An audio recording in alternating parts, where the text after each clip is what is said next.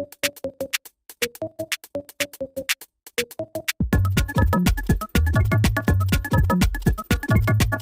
warahmatullahi wabarakatuh. Waalaikumsalam Waalaikumsalam warahmatullahi warahmatullahi wabarakatuh. wabarakatuh. Ya, hari ini balik lagi bersama kami di talk show kali ini. Kali ini kami akan berdiskusi santai, namun serius soal dua hal. Yaitu pertama kasus Sekdes di Cipaku yang menyalahgunakan dana desa untuk judi online. Dan kedua, inspirasi dari Kapolri yang mendapat penghargaan internasional karena membela hak buruh. Nah, pada kesempatan kali ini saya undang teman-teman saya, Arzak, Abdi, Mariam, dan Reza. Oke, kita pertama mulai dari kasus pertama dulu, yaitu kasus Sekdes di Cipaku ini. Sekretaris Desa Cipaku di Majalengka, Jawa Barat, Muhammad Gian Gandana Sukma terjerat dalam kasus korupsi sebesar 513,6 juta rupiah. Ya, uang tersebut ditemukan ditransfer ke rekening pribadinya dan diduga digunakan untuk bermain judi online dan top up diamond di game Mobile Legends. Tersangka pun mengembalikan uang sebesar 65,4 juta rupiah, tetapi masih membuat kerugian sebesar 448 juta rupiah yang tidak sanggup dia pertanggungjawabkan. Adapun tersangka tersebut ketahui merupakan anak dari Kepala Desa Cipaku, Nono Karsono, yang mengaku tidak mengetahui tindakan tersangka. Nono pun mengatakan bahwa dia menyerahkan kasus tersebut sepenuhnya kepada pihak aparat penegak hukum. Sebelum jadi tersangka, Gian pun juga sudah sempat didemo warga desa tersebut pada April tahun 2025 karena dugaan penyalahgunaan dana. Oke, kita mulai dari Mas Arzak dulu. Mas Arzak, bagaimana pandanganmu soal kasus di Cipaku ini? Baik, terima kasih atas kesempatannya. Buat saya ini kasus yang memprihatinkan tentunya ya. Sudah dikorupsi, lalu digunakan untuk judo, digunakan untuk top up game. Uang rakyat digunakan untuk top up game, judi online. Artinya ini kan bukan sekedar korupsi biasa, tapi ada krisis literasi digital dan moral. Nah, saya rasa salah satu penyebabnya itu ya lemahnya pengawasan dan tidak ada mungkin kurang adanya sistem yang ketat. Kalau dari saya sih solusinya harus ada petugas dengan integritas tinggi untuk kelola anggaran dan satu orang lagi yang paham jaringan nih, jaringan digital untuk memantau aktivitas daring di kantor desanya, ditambah dengan edukasi rutin soal bahaya judi dan korupsi. Nah, itu sih menurut saya. Oh, oke, oke. Menarik ya, jadi solusi dari Mas Arzak ini fokus pada sistem dan SDM-nya ya. Oke, Mas Abdi, menurut Mas Abdi gimana? Apakah sependapat? Oke, terima kasih Mas Luis.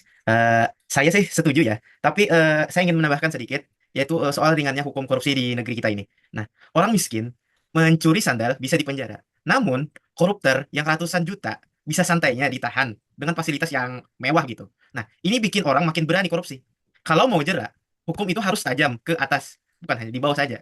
Nah, untuk pencegahannya sendiri, edukasi itu sangat penting, bukan hanya ke ASN, tapi juga ke anak-anak muda agar tahu batasan penggunaan teknologi dan nggak tidak terlena pada game yang bisa menjurus ke adiksi. Seperti itu, Mas Luis. Baik, baik. Baik dari Mas Abdi. Baik, selanjutnya kita akan bergeser ke topik selanjutnya yang mungkin lebih inspiratif ya. Jadi em, Kapolri Jenderal Listio Sigit dilap, em, menerima penghargaan dari International Trade Union Confederation atau Organisasi Buruh Dunia atas komitmennya melindungi hak buruh. Dan penghargaan ini tuh merupakan sejarah karena ini merupakan pertama kalinya diberikan ke seorang pejabat negara. Biasanya diberikan kepada aktivis buruh atau tokoh sosial.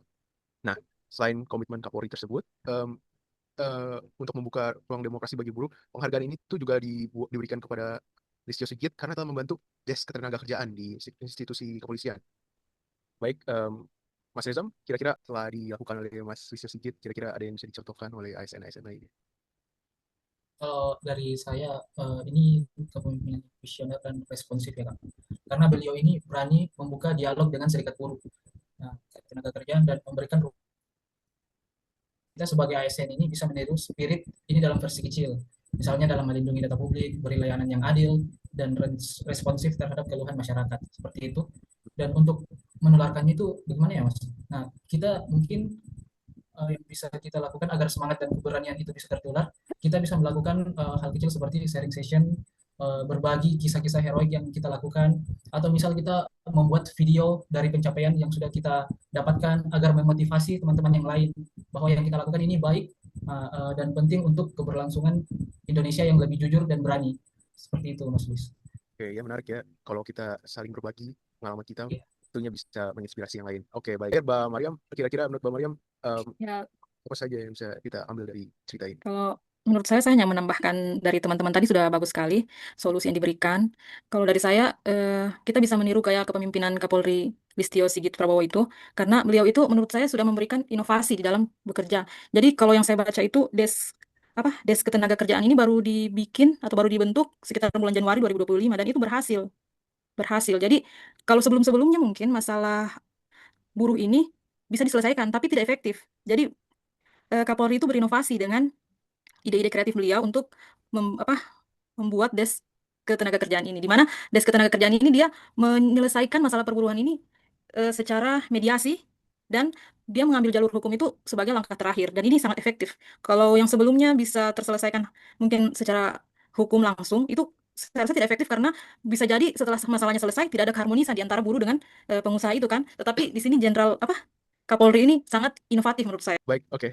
Luar biasa teman-teman semua. Oke, satu kasus buruk ini kita belajar untuk memperkuat sistem agar tidak teledor ya, agar tidak terjadi hal-hal negatif yang bisa mencoreng nama-nama ASN, dan satu praktik baik ini dari Bapak Listio Sigit bisa motivasi kita untuk berubah dan menularkan hal-hal baik ini. Oke, baik. Terima kasih atas diskusi yang inspiratif ini. Saya Luis Sama-sama. Bergantino. Assalamualaikum warahmatullahi wabarakatuh. Waalaikumsalam warahmatullahi warahmatullahi wabarakatuh. wabarakatuh.